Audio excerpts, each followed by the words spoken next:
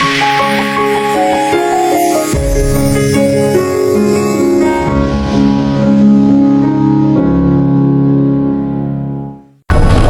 Indonesia dan bangsa-bangsa lain sedang masuk dalam era globalisasi. Di era ini apa saja bisa terjadi, termasuk pergeseran budaya. Para pendiri bangsa merumuskan Pancasila sebagai dasar negara. Eksistensi Pancasila harus terus dijaga di tengah era globalisasi.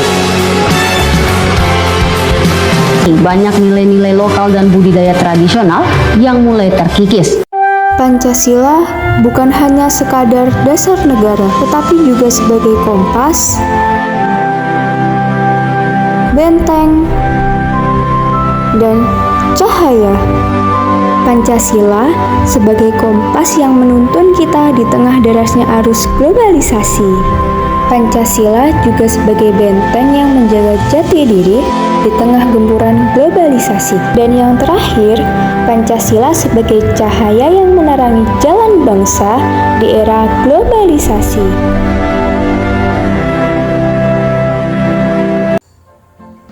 Globalisasi adalah dunia tanpa batas. Informasi, budaya, dan teknologi masuk dengan cepat seakan tidak terbendung. Tapi bersama peluang besar itu, ada juga tantangan. Itu, mampukah kita tetap berpegang pada Pancasila sebagai dasar hidup bangsa? Mari kita lihat percakapan di rumah ini. Lihat nih, artis luar negeri, trending lagi, semua orang bahas budaya kita sendiri.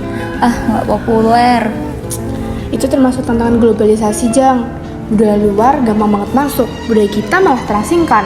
Padahal Pancasila sila ketiga itu Persatuan Indonesia mengajarkan kita untuk bangga pada jati diri bangsa kita. Itulah wajah globalisasi. Kita begitu cepat mengenal budaya luar, tapi terkadang lupa menjaga persatuan dalam bangsa sendiri. Sila ketiga bukan sekedar hafalan, melainkan mengingat bahwa tanpa persatuan, kita mudah terbawa arus dunia luar. Tantangan ini menguji apakah kita masih bangga pada Indonesia atau perlahan kehilangan jati diri.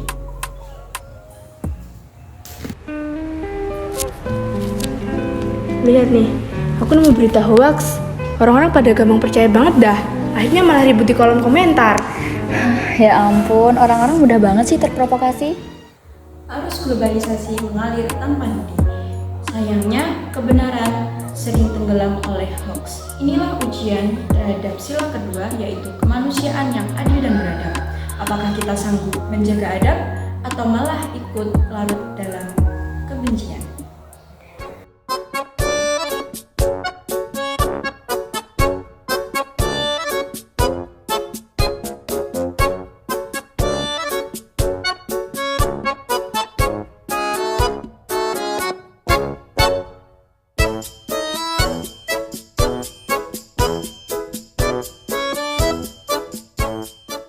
Permisi Bu.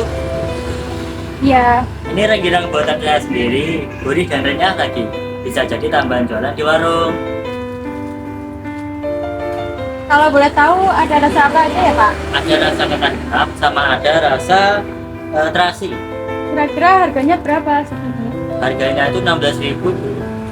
Maaf Pak, saya biasanya sering belanja di aplikasi online. Lebih praktis dan juga lebih murah. Oh, makasih.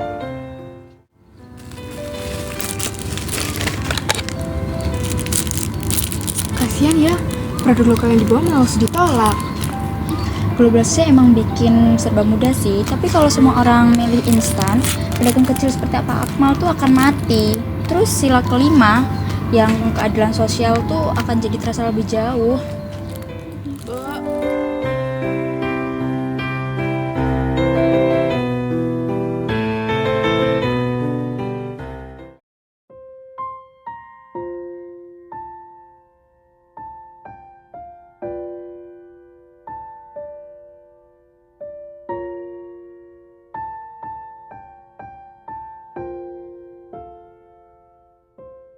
Terima kasih ya Nak, kebaikan kecil seperti ini yang membuat saya masih tetap semangat.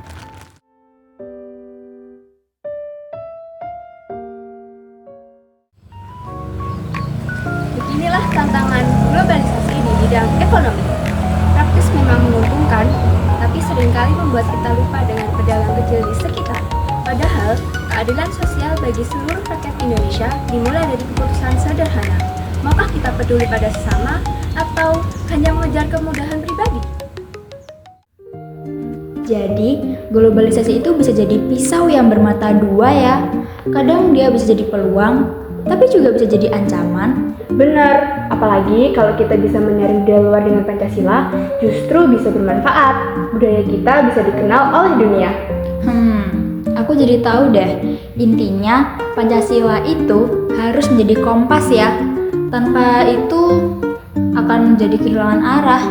Benar banget. Nah, Pancasila itu bukan hanya sekedar dihafalkan, tapi juga dilakukan. Ketika kita ingat itu, bangsa kita tetap akan menjadi kuat. Itulah tantangan Pancasila di era globalisasi. Budaya asing yang menguasai perhatian, arus informasi yang tak terbendung, dan persaingan ekonomi yang keras. Namun, semua itu bisa kita hadapi jika Pancasila tetap menjadi pedoman. Pancasila ibarat perahu yang menjaga arah kita dan globalisasi adalah ombak besar. Tapi, dengan Pancasila, Indonesia tidak hanya bertahan melainkan melaju lebih jauh ke masa depan. Kita telah melihat bagaimana globalisasi merasuk ke dalam kehidupan, dari cara kita berbudaya hingga cara kita menyikapi informasi. Semua itu menguji sejauh mana kita benar-benar berpegang pada Pancasila. Dan kita juga menyaksikan dampaknya di bidang ekonomi dan keadilan sosial. Globalisasi bisa membuat pedagang kecil tersisih, tapi juga bisa jadi peluang jika kita peduli dan bertindak sesuai nilai Pancasila.